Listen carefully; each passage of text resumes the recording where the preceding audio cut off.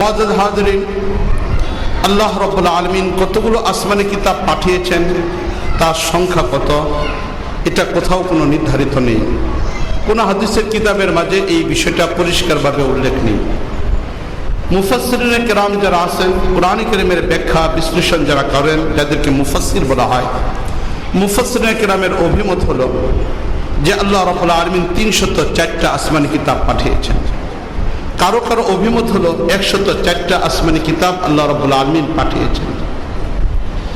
এর মাঝে সবচেয়ে বড় 4টা আসমানি কিতাব তাওরাত, জবুর, ইনজিল, আর সর্বশেষ হিসেবে আল্লাহ রাব্বুল আলামিন কোরআনে কারীমকে পাঠিয়েছেন। পূর্ববর্তী যত আসমানি কিতাব ছিল আল্লাহ রাব্বুল আলামিন সেগুলোকে সংরক্ষণ করেন নাই, সেগুলোকে হেফাজত করেন নাই।